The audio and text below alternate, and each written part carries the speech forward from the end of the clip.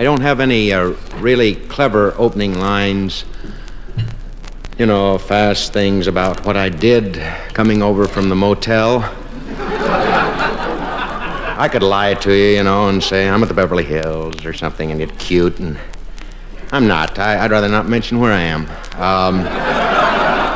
It's not a YMCA. I've been in those. We all have. We've seen them. A little strong, some of them, but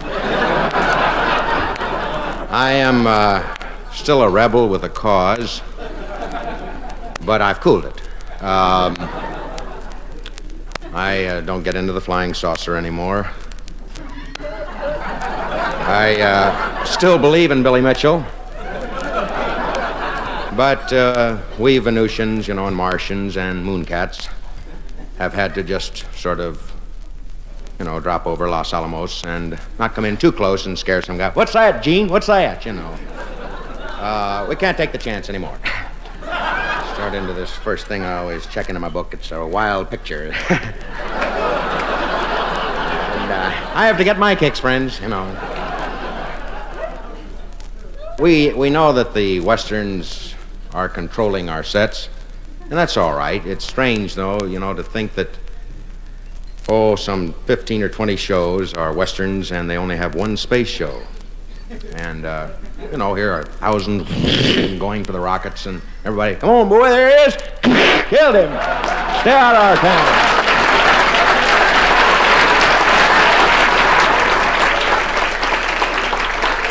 Thank you. As a kid, boy, I went to a lot of movies. I guess I started going to movies, well, ever since I can remember. Back home, it was the Rialto. My cousin owned it. Had a little juice on the side by the projection machine, you know, and come on in, kid. And up on the screen would come Buck Jones, and then you'd get a little horror picture. And the guy was kind of square, but hip at the same time that, you know, a combination of Buck Jones and Karloff. That's kind of wild. You don't see that too often. In a little town, you know, because people, oh, look at that. But I dug the horror pictures. Most normal kids my age were digging Buck Jones and Ken Maynard and Tom Mix and those guys. But I liked it when I saw the monster. Squeezed a little kid and fell in the stream, you know. I dug it. But this is a regular, ordinary horror picture, and we all enjoy them, let's face it, you know, science fiction, but good down-to-earth horror picture, you know, with the lightning coming out of the sky. And the scene is, it's one of those rainy nights. It's always a rainy night. Nobody, you know, grave robbers come out, clear nights. It's always a rainy night, bolt of lightning out of the sky. And there's some poor devil in a 36 Chevy that's stalled on a muddy road. And there's a flash flood up ahead, you know, and the bridge is out, and he stopped. And there's no motel to go to or anything, you know, a little cabin, that kind of noise. So he has to get to this rundown wet castle, which is just covered with poison ivy, you know. And that's where our warm scene opens.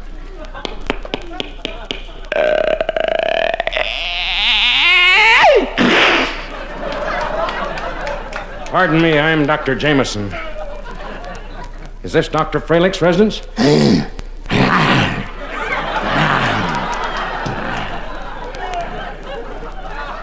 Why, good evening, Jamie.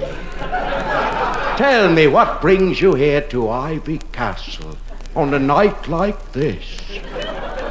Well, as you can see, I'm just soaked to the skin. My car stalled. Yes, I know. Don't worry about your car. You're at home with me. Oh, Krakow, get the young doctor some warm clothes and hot tea.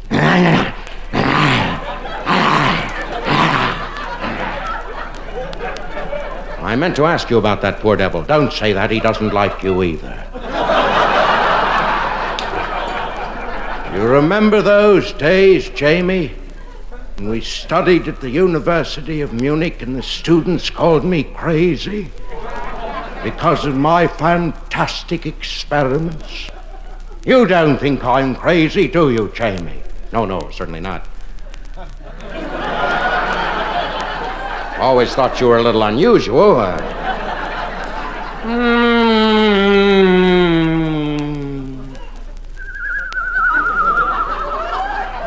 That woman, she looks like she's dead. She is. That's my wife, the princess. Been dead for over 50 years. Come in, my child. She doesn't look well this evening at all. Overly tired. Might even say dead on her feet. Krakow, take the princess immediately. I've told you never to let her out. Little horny devil, take her away.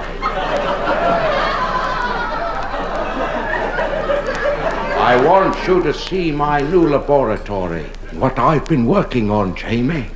Krakow, open the door.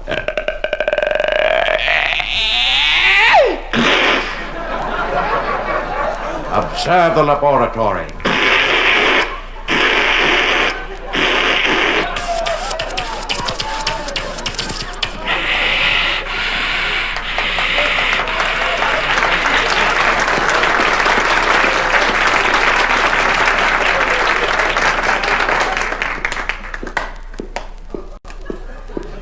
I want you to look under that sheet and see my project. Well, I will. Yeah. I hope I didn't see what I saw.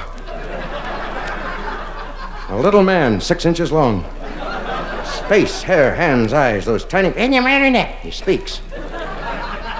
How many of these little men do you have, Doctor? Over 18,000. I've got them all there in that file cabinet.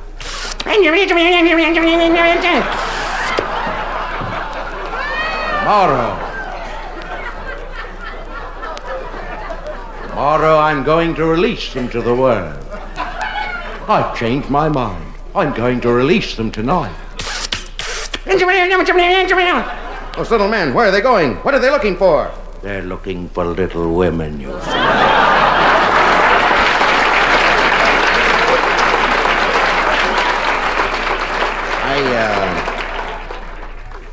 I started out doing a lot of these little shows, little benefits and little amateur shows.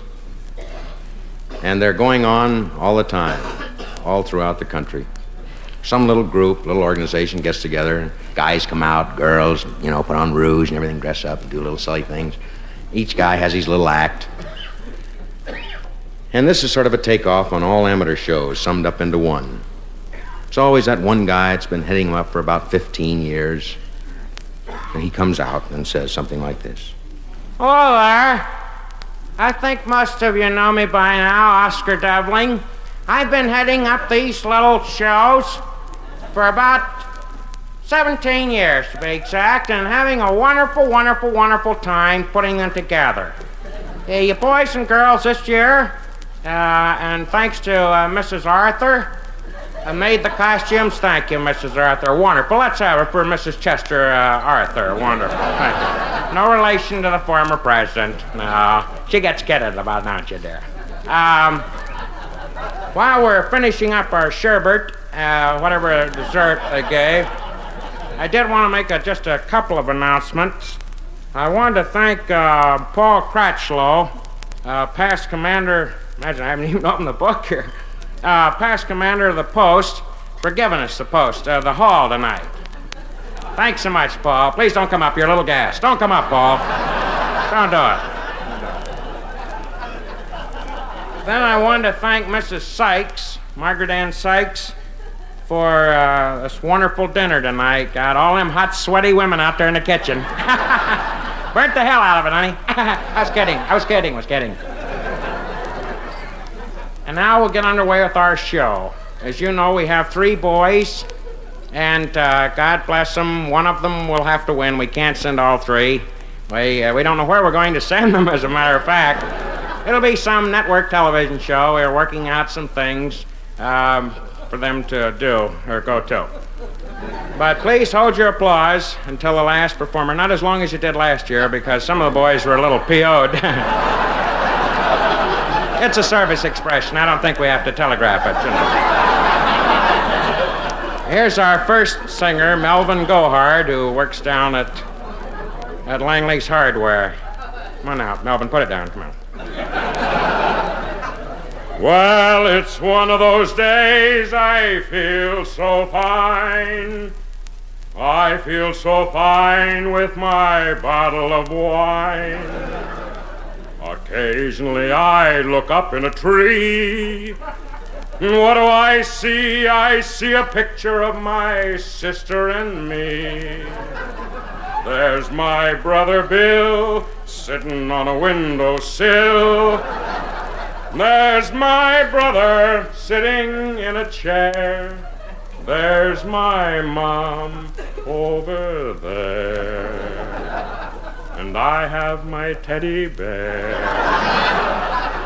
Gee, I'm in love. Gee, I'm in love. In love with a dove, with a dove, with a dove. I'm in love. Thank you, Melvin. I sensed you were trying to tell us something.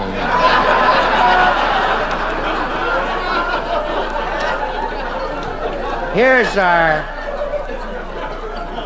They're laughing at you, Melvin. Pathetic. Here's our second singer, Lamar Jean Gumbody. I knew your dad during World War I. He was a traitor.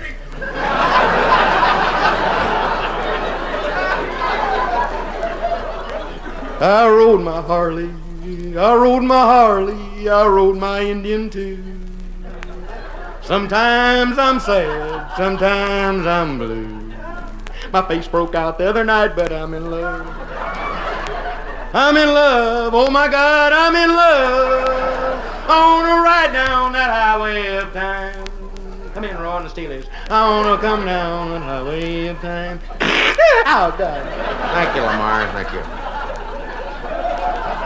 They're all different, folks. They try to tell their own story. Here's our last singer. We can thank the Lord for that. Willis Mumford.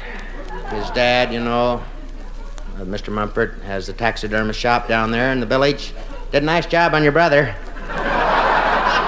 Put bunny eyes in him, you know. Come on out, Willis.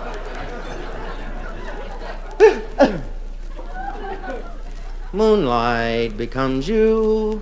It goes with your hair. You certainly know the right things to wear. Moonlight becomes you. I'm thrilled at the sight, and I could get so romantic tonight. You're all dressed up to go dreaming. Now don't tell me I'm wrong. And what a night to go dreaming. Mind if I tag along?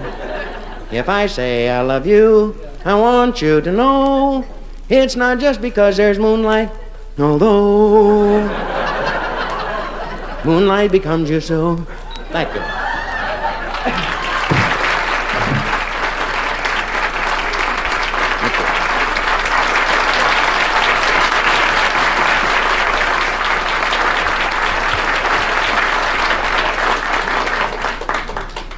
I smoke 'em and like 'em, friends. Last year I played a lot of football, and I was in the bathroom and everything else, but I smoke 'em and like 'em. I love those commercials, you know, guy ready? Yes, every year at this time, right after a big trap shoot, I go out and smoke them.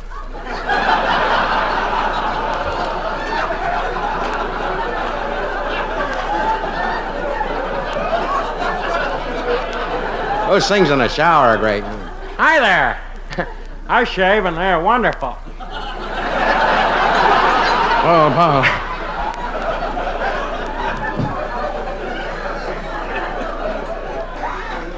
I have a little thing that I've never done before, believe it or not. I know a lot of the things you've seen and stuff. This has got sort of... I work for the twist on things, you know, and something different. And I was sitting in my room the other night. I just thought this up the other night. Not a question of trying it out on you. It's this, I get a kick out of it myself, and I have to go on with it now. But I was sitting in my room. People say, how do you get ideas? I get ideas mostly from people. History and from art and situations. But this time I kind of went out and around. I got it sort of from a movie and from a story. And you've read a lot of books about white hunters.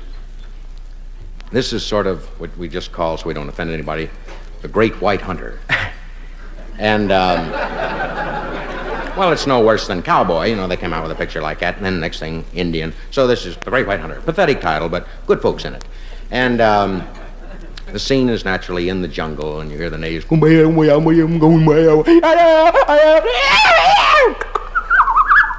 know, and the sounds of them.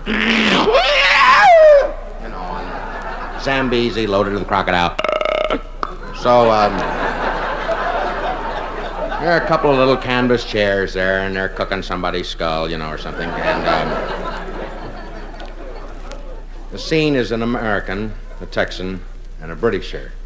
And they've been discussing all afternoon, a little juice, you know, a little vodka. And been discussing their arrival and what's going to happen in hunting. And the Britisher says, "You know, Tom, I know you've hunted in many, many sections of the world. And I know that you've killed an innumerous amount of animals of all types. Birds included, reptiles, things of that nature. But you have never hunted with Tom. They call him Whitey, in that he's the great white hunter, and I think, as far as I'm concerned, the greatest white hunter of all times."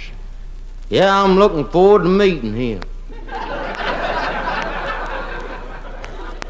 He better be pretty damn good, I'll clue you. Because I've spent $100,000 coming over this godforsaken territory. True, I've made some foolish investments. I've married 3 or 4 times. One was a teenager. I was really drunk down in Big D one night. Married a child. God, she was heaven, though. Heaven. Really. But I'm looking forward to this guy. I hope to God you say he's as good as he is. Believe me, he is.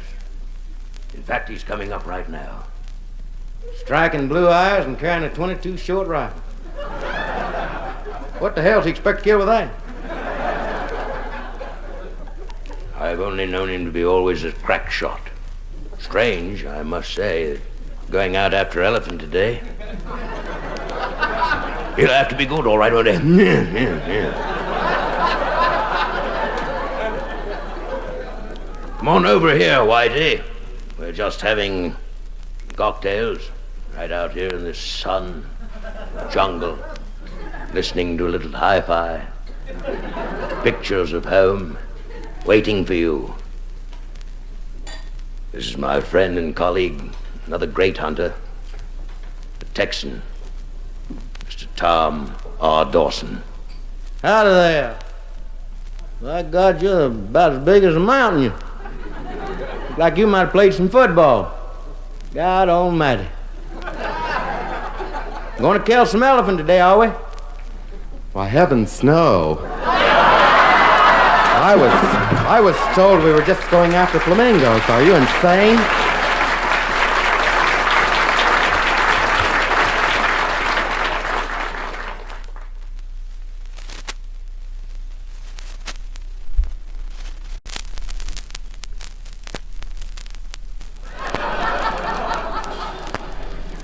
I never did any films, hoping someday to appear, you know, in a dirty canoe. Many moon come Choctaw, you know, do something. But, you know, you gotta wait, patience, you know. You're still a kid, and then all your hair goes, and you do an old man. Hi, Danny. Well,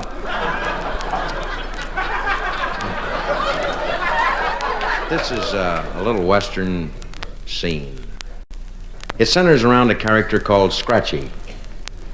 And Scratchy's a bartender. But he just isn't a run-of-the-mill bartender. He's an informer. So we open at the scene at the bar. And his big trouble is he talks too much. So he's shining out the little glass. Oh, bury me now on the Lone Prairie, where the guy old town and the wind blow free. Oh, bury me now.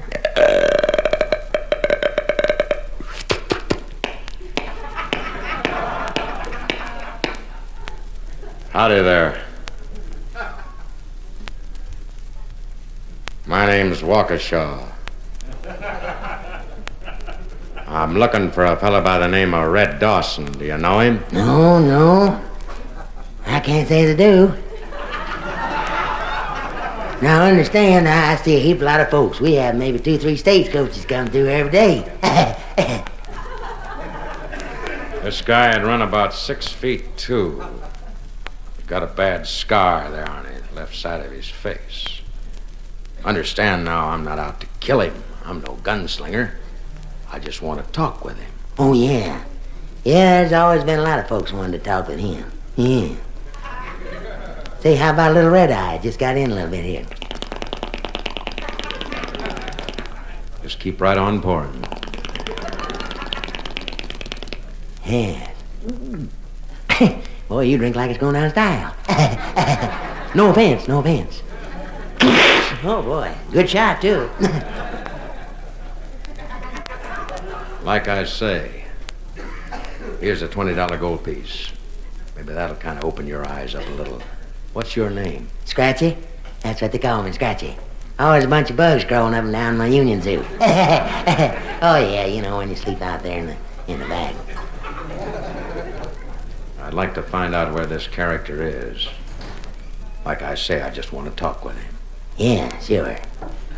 Well, $20 gold piece. That's good to kind of open my eyes up, Master. Double eagle. Don't tell him I said hello. He's over there in the livery stable having his horse shoed. Yeah, that's where he is right about now. Don't tell him I said nothing, though. Oh, God, don't tell him I said nothing. Thanks a lot, Scratchy. Thanks a lot. Maybe I'll see you a little later on.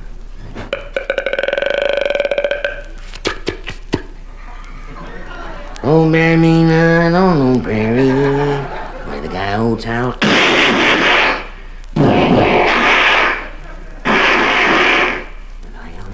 No, marry me not. Oh, gee. Well, I gotta hand it to you there, stranger. You run into him, all right, didn't you? Sure did kill him.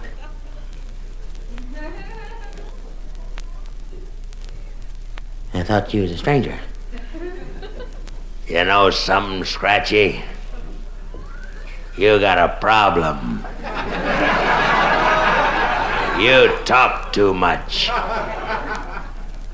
Well, I know I've been accused of that. Townsfolk, guys coming in around here. Now, looky. How about a little drink on me? Just keep drinking right on through the night. I pour both hands sometimes. You're gonna do a little dance.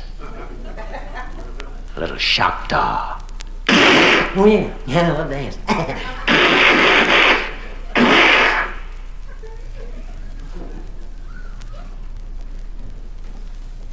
Sure gonna hate to lose this place. Sure gonna hate to lose this place.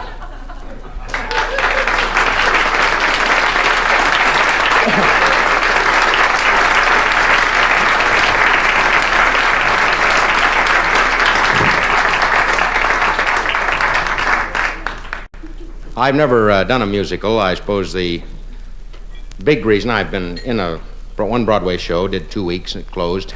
But it had been running, for quite a while, so I didn't feel that I was necessarily, it was my fault that it had closed.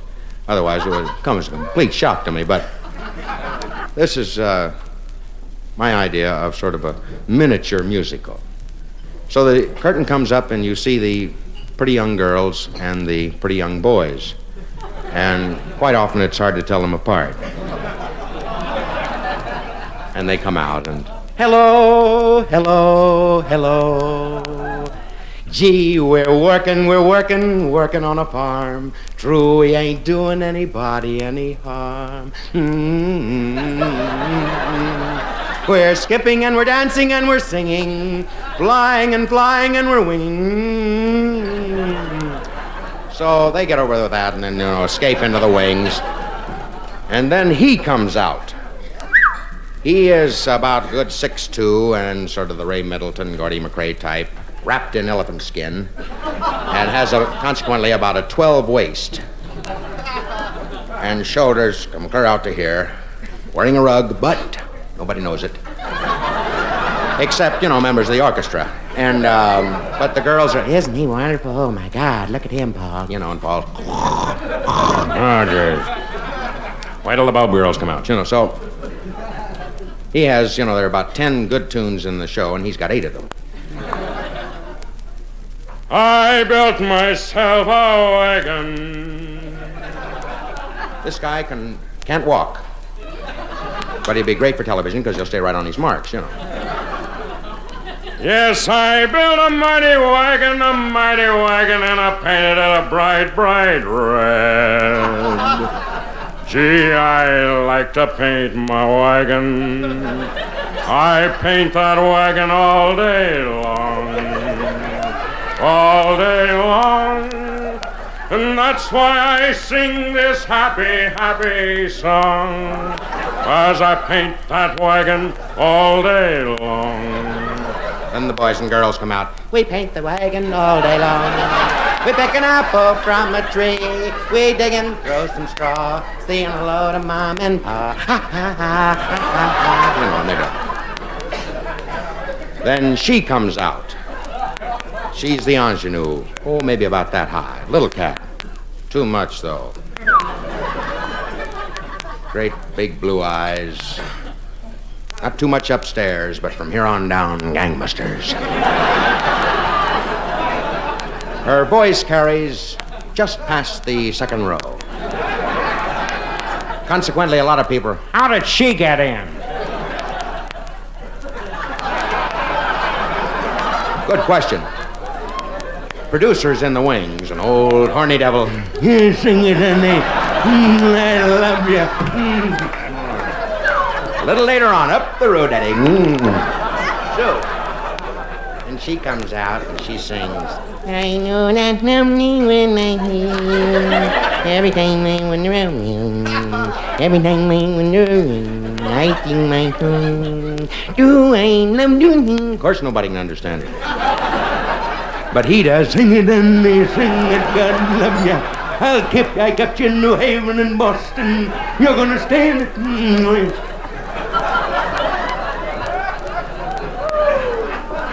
Then the elephant skin boy sings again,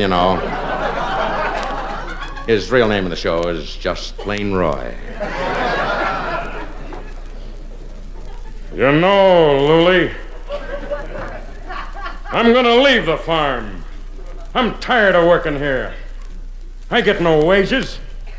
Can't make no kind of money. Can't make no kind of money. Ain't no bees for honey. Ain't no ground to live upon, my dear. I know, Roy, but won't you stay on? Pa needs you here on the place. I can't, Lily. I done made my mind up. I figure I'll go to the city. That's where the money is. I'll go working in an aircraft plant. Why, I'll work on a plane that's already finished. I'll just have a little ink pad in my left hand and a stamp. I'll put that stamp on the aluminum, send that plane up in the blue. You put a stamp on the aluminum, send that plane up in the blue. That's our boy Roy, we're with you. Well, Miss Lily, like I say, Oh, Roy, wouldn't you stay on? Pa needs you. Ain't nobody here to bring in the harvest. Right, Pa? And her pa, 86 years old. Done 30,000 shows, but his voice is failing just a little. But his brother is the director. I know one thing. Gotta stay on there at the farm. Ain't gonna do it. Oh, I really love you. Don't know what to do. Now the people are really turning the pages. oh, God, oh, boy. Well, Miss Lily, if I'm to catch that train down to the junction, I best be moving on. But I'll be back one of these days. And with enough money, I'll buy that hunk of ground right over there. Cut down a few trees. That's good ground over there. That's rich ground. Maybe build a little cabin. Maybe build a little cabin. Maybe have a couple of kids. Gee, wouldn't we be in love again? Right over there by a stream. Look at that crazy moonbeam. That's all I want to say. That's all I want to say. Bye, Roy.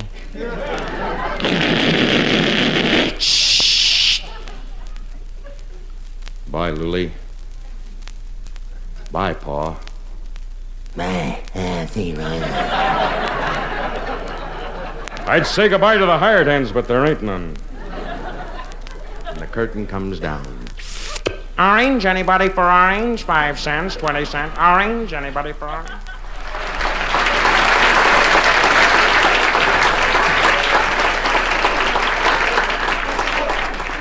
I take little interviews, miniature interviews on my own. You know, I ask people about what do they think about space. I don't care anything about it. I have a job to go to. Get out here. You know, so we mark it down like this quickly. And sorry, I hope I didn't offend you. Get out of here.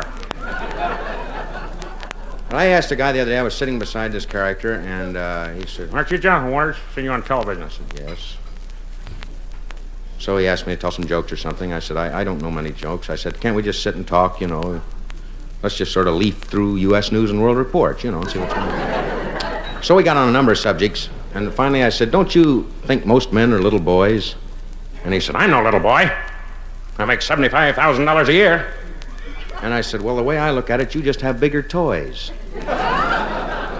And it's bad, you know, he got up and went to the bathroom and everything. But it's true, you know, these clowns and their Chris Crafts. There we go, Roy. Let's split up a whole fleet.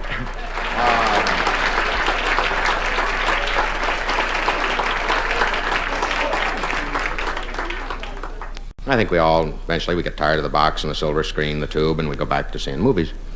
And this is sort of a cheap prison picture. Standard thing, the guy's making out the license plates, got the numbers, you know. And, you know, the guy in the jute mill and Father Duffy. Oh, my boys, I tried to help you.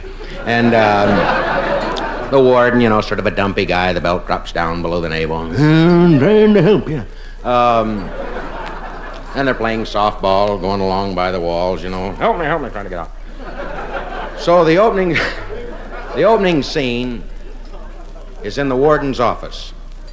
And he's there with his head guard, and the situation is that he's been holed up in his office for about 39 hours. No food or water or anything. And down in front of him is Tiger Elliott, a lifer who's trying to get out. You'll find that's true quite often of lifers. They get a little horny, you know, and they want to... I'm sorry, I hope I didn't offend any horny people. But it's true. True, you put a guy in for a little while in solitary, you know, and read the magazines. And,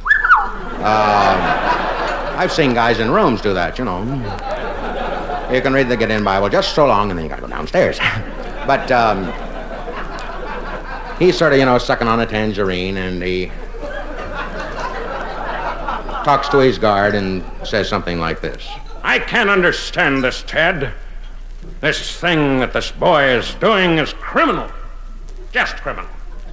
If this hadn't happened, I might well have been up for the governorship.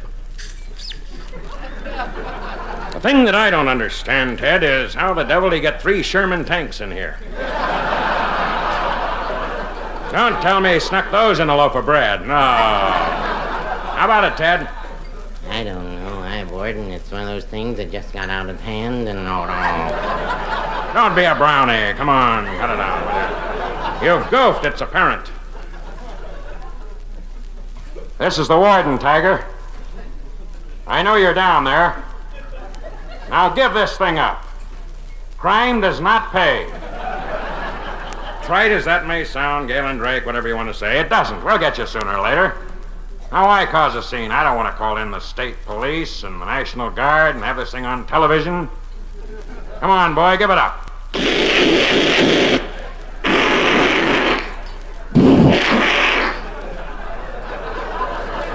Well, we know one thing, he's armed.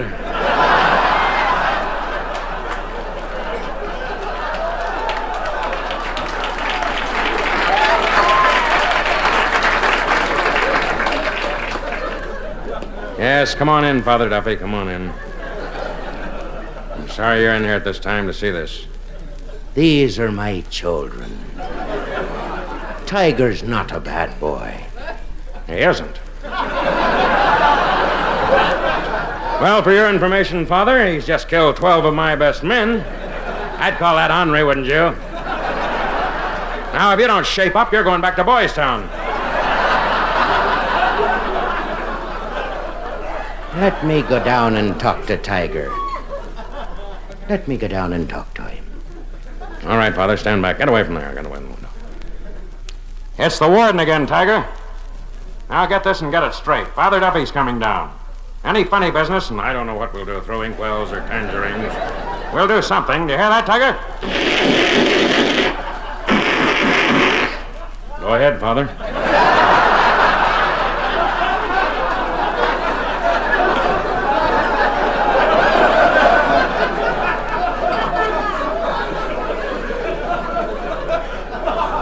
Hello there, Tiger. It's Father Duffy. I'm sorry you come down, Pops. I made too many plans. I gotta cut out of this mill. You ain't gonna stand in my way. I don't want to have to spin that collar around a couple of times.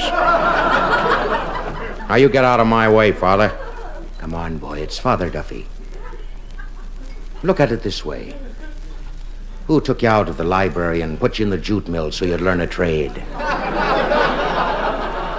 Gave you the little Willie Sutton makeup kit on Saturdays. Come on, boy, give me the gun. Now! Give me the gun, son. Now! That's a good boy. Oh, there's just one other question, Tiger. You are a Catholic, aren't you? Oh, I'm a Lutheran.